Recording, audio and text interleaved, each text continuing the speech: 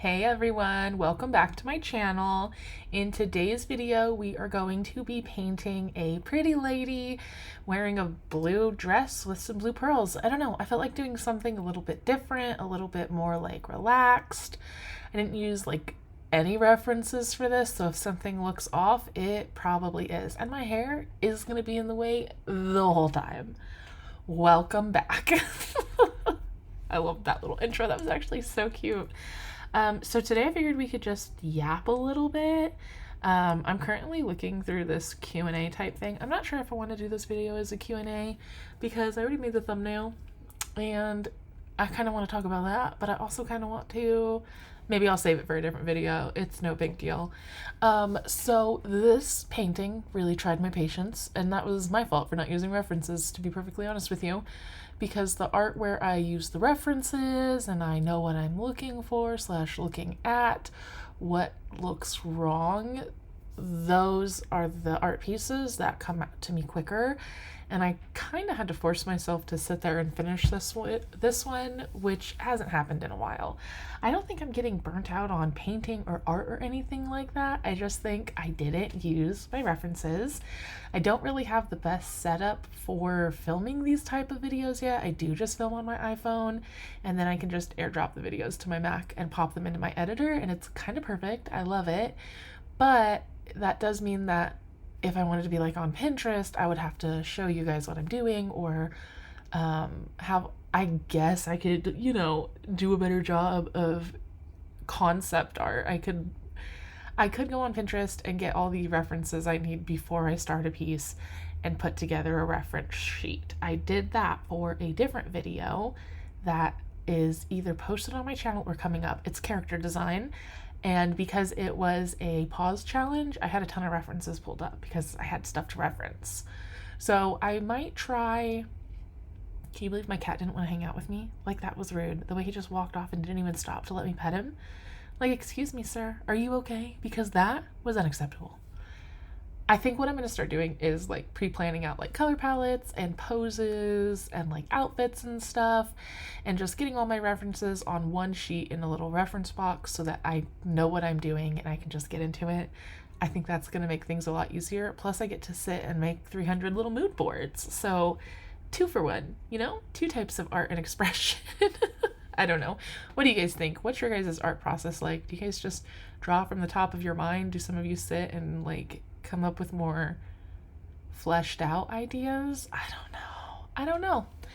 Anyway, yeah, big week coming up for us. This is New York week. This is the first time I get to meet my sister's daughter, my little niece, and I'm very excited. I just went out and bought film for my Polaroid. Look, my cat came back, like finally. He just came to stare at the birds again in the window. His name is Danny Boy. He's a very mediocre cat. No, I'm just kidding. He's sitting on his cat tree right now. He can hear everything I'm saying about him. Danny Boy came to us in 2020 when my husband and I first got married. Actually, we had the cat before we were married.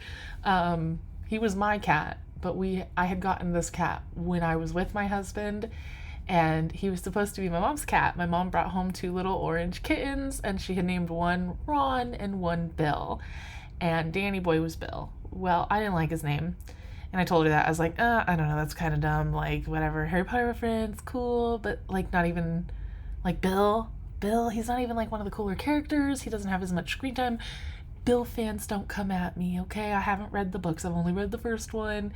I didn't like to read as a kid. That could be its whole own other video. My cat, 2020. My mom brought home these cute little tiny orange cats that were definitely too young to be away from their mother. They were abandoned at the shelter. The shelter was just giving them out for free with like no background checks, no callings to housing, none of that kind of stuff. They just let people drive up and take the kittens. And so my mom's next door neighbor and best friend went and got a kitten, and then they went to get my mom 2 kittens, and then my mom's other friend got a kitten. And between my mom and her friends, they all adopted the entire litter except one kitten. I don't know where the other kitten ended up, but I'm sure he ended up in a loving home, he or she. So this little tiny fried chicken smelling cat comes into my life. He's so funny. He immediately takes to my husband, who at the time was my boyfriend, like sleeping on his chest, cuddling up with him. And my boyfriend loved it at the time. Like, he was just so sweet cuddling this cat. He fell in love with him. And by that point, my husband and I were living together because COVID. So this was March. We were living with my mom. And then we got married, we got our own house, we took Danny Boy with us, and here we are 6 years later, and we still have this chunkus living with us. He did have a vet emergency in 2024 where we did think we were going to lose him, so we are thankful that he is here today, even if his diet is more expensive. We love this cat. Now we have another cat. His name is Galileo, and he's also perfect. He's this little, I like to call him a little latte colored cat because he is a striped mackerel tabby, and he gives very classic tabby cat vibes, and he's so young. It has been so fun having a kitten in the house again, and he's already grown. He's so huge. He makes an appearance in some of my other videos. Today he didn't feel like visiting me either because my cats are jerks.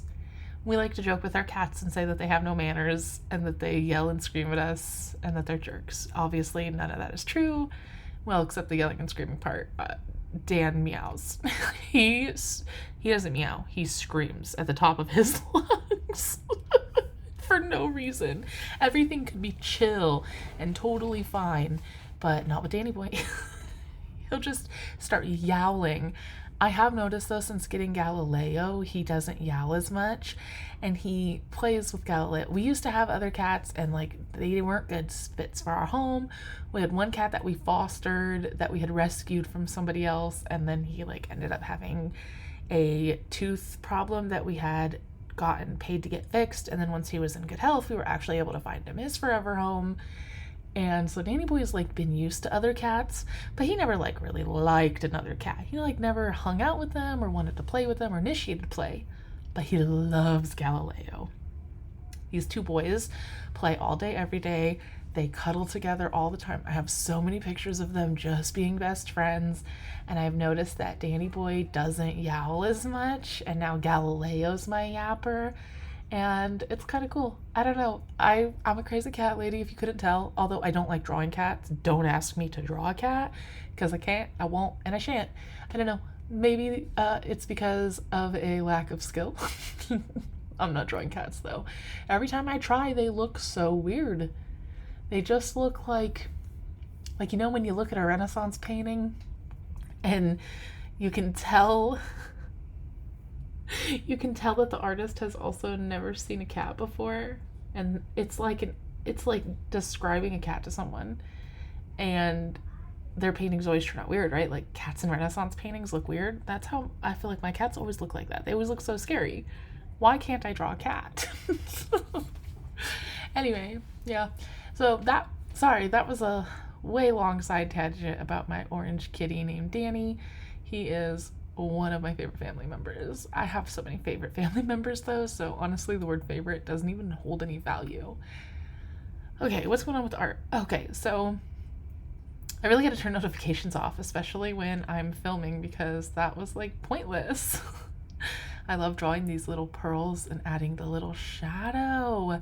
I just had my Copic marker brush on. I put the dots down with paint, and then I used a clipping mask on top of it and just lightly circled the outsides of them. And then similar with the white dots, I just went in and kind of dabbed my brush a couple of times. I am pushing kind of hard. I think you can kind of see that. I do tend to push on my iPad quite hard. My pencil and iPad do support the pressure sensitivity. Take a shot every time I say iPad or pencil. It has pressure sensitivity, and so I'm just getting used to that. The last one I had, which I worked on for years, didn't have it, and so trying to like get acquainted with it and stuff, it's like really hard. And also this face is looking really scary, and I still did end up putting a little line art because I just cannot function without like a good source of reference. Like I need the lines to tell me what to do. I am very much so in my struggling to find a style era. I don't know what I want to do. Everyone keeps telling me to niche down. Your YouTube will thrive when you niche down and you get consistent and do this, and I don't want to do that. I want to paint what I want to paint when I want to paint it and on my time. And unfortunately, that means I'm not algorithmically friendly. with that being said, I am going to attempt to upload onto my channel every Mondays, Wednesdays, and Saturdays. Mondays and Wednesdays, it'll be 3 p.m. here in the Northwest, and that's like 6 p.m. Eastern time. I don't know my time zones very well. It'll be 3 p.m. for me and 6 p.m. for New York. I don't know if that means anything to any of you. Yeah, and on Saturdays, we're going to upload a little earlier. I'm planning on uploading noon my time, 3 p.m. Eastern time. So make sure you hit that bell button so you don't have to memorize the schedule, and only I do. Bell button just sends you notifications, and if you haven't subscribed at this point, what are you doing here? It's kind of weird, no? No, I'm just kidding. I'm just going in and painting some eyebrows. This eyebrow, I was like, holy cow, I just did that.